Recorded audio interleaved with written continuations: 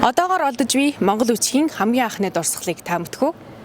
Тэр үл судлаачдын үзэж буйгээр 1225 онд бичигдсэн Чингисийн чулуун бичих.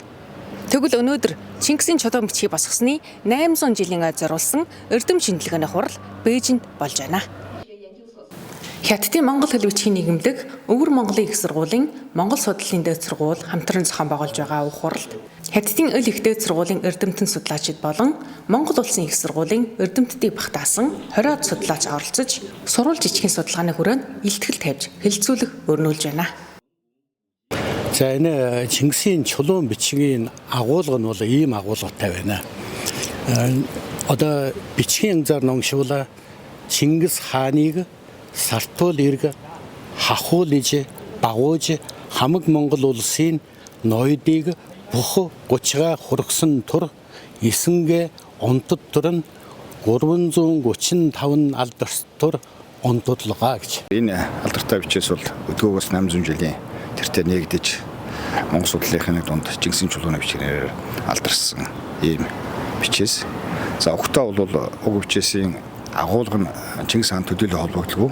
Түүний дүү хасрын хөвгүүн Эсэнхүй мэрэгний 335 алд газар онж мэрэгэн цэцрээ гайгуулсан энэ алдаргаа яг хүндгсэн ийм бичээс байгаа.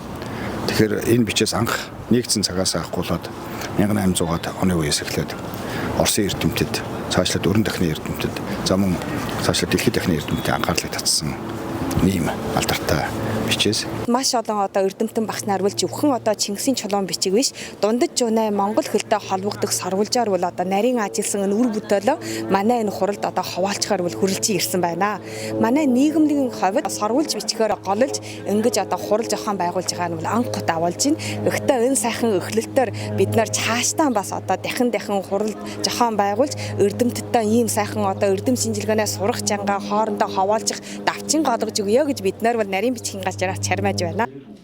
9 мөргөнбөл Чингис хааны дүү хасрын хөвгөн Мөнх хаан болон Ховлой хааныг сууранд суухыг хүрээлэн дэмжиж гавьяа байгуулсан их жанжин агаад бас маш урт насалсан гэж Юан улсын судрын чуулганд тэмдэглэсэн байдаг ажээ. За өнөөдрийн энэ сурал судлалын хурлыг би одоо 3 зүйлээр дүгнэж хэлэх ёстой гэж бодож байна. Нэгдүгээрт нь Өвөр Монголын эрдэмтэн судлаачид, дундад улсад байгаа судлаачид энэ сурал судлалын голлох судлаачид өөрийн байгууллагын төлөөлөг оролцож байна.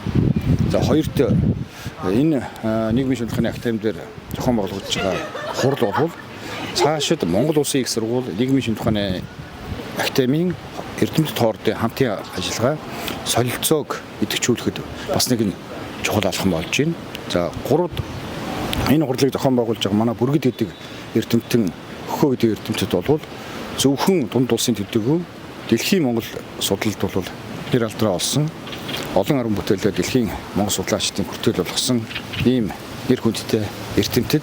За энэ эрдэмтэд хэдийгээр байгууллага дээр одоо Монгол судлалын чиглэлээр Монгол хэлний судлалаар ажиллаж байгаа цөөхөн эрдэмтэн байгууллагч тэнд одоо бас нэр хүндтэй эрдэмтэд ажиллаж байдаг нь бусад одоо байгууллагын эрдэмтэд бусад улсын эрдэмтдийг татах нэг том хөшүүрэг болж байгаа маа гэдгийг харуулж байгааг бас энэ хурлын онцлог гэж хэлж байна. Төөх соёлын талаас ч гэлсэн чи тэр үнцэн нь бол одоо маш тодорхой судалгаанд олон дахин ярьсаар ирсэн.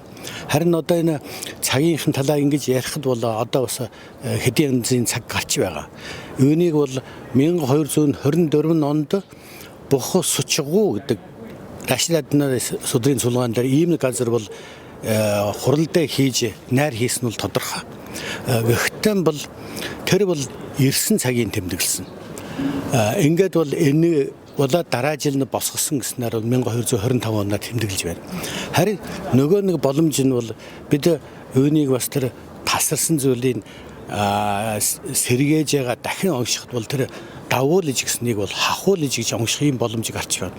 Энүүгээр бол цаг үе нь бол харин сартуулыг дайлахаас цахан өмнөх холбогдох юм. Энэ өмнөх үеийн хэзээг бол 1220 он болно. Тэгвэл энэ бол өсөг бичгтээ ямар их ач холбогдолтой юм гэвэл хэдхэн он жил чамаагүй. Энэ урчлах тус маань бол тэр хоорондох зайнд нь бол бас их юм багтаж ордог. Энэ талаараа бол энэ бид энэ Чингисийн чулуун бичгийн цаг үеийг бол бас шинээр бодлох боломжтой болжээ гэсэн ийм нэг судалгааны үр дүн бол гарч байна.